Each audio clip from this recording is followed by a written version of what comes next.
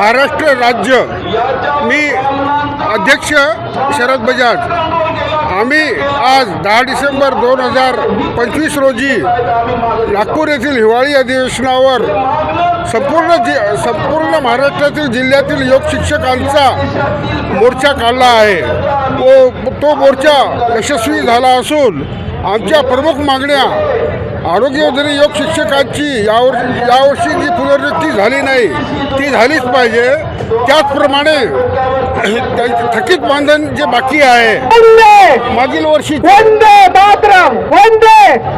थकीत मानधन ते मिळालेच पाहिजे। तसेच इतर राज्याप्रमाणे महाराष्ट्रातही योग आयोगाची स्थापना झाली पाहिजे व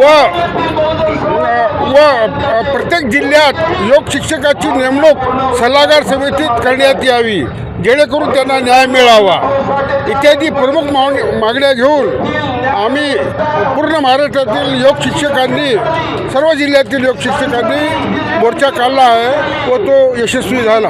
धन्यवाद। मी डॉक्टर निखिल हुते। आज राज्यस्तरीय योग शिक्षकाचा आपण महामोर्चा ठेवलेला होता। आपण बघू शकता शेकोटच्या संख्येने पुन्हा विविध जिल्ह्यातून आमचे योग शिक्षक आलेले आहे। आमची मुख्य मागणी होती योग शिक्षाबद्दलची, पण त्याच धर्तीवर काल आम्ही बावनकुळे साहेब झाले, मुख्यमंत्री साहेब झाले किंवा बाकीच्यांना सर्वांनी डेलिगेशन पाठवलेलं आहे आणि आज आमच्या मोर्चा यशस्वीरित्या संपन्न झाला आहे। आमची एकच मागणी आहे की महाराष्ट्र राज्य योग आयोग लागू व्हायला पाहिजे, कारण की याच्या अगोदर हरियाणा योग आयोग लागू झालेला आहे, गुजरात योग आयोग लागू झालेला आहे, तर महाराष्ट्र योग आयोग लागू करायला काय प्रॉब्लेम चालणार, कारण की योग आयोग लागू झाल्यानंतर सर्वच ठिकाणी आमच्या योग क्षेत्रात नियुक्त्या होणार आणि जे आपण आरोग्यमय जीवन म्हणतो ते कुठेतरी वाटचाल करण्यासाठी योग शिक्षकाची सर्वात मोठी भूमिका आहे। करोना काळ असो किंवा कुठेही असो आमचे योग टीचर्स तत्पर आपल्या सेवेमध्ये तत्पर राहतात।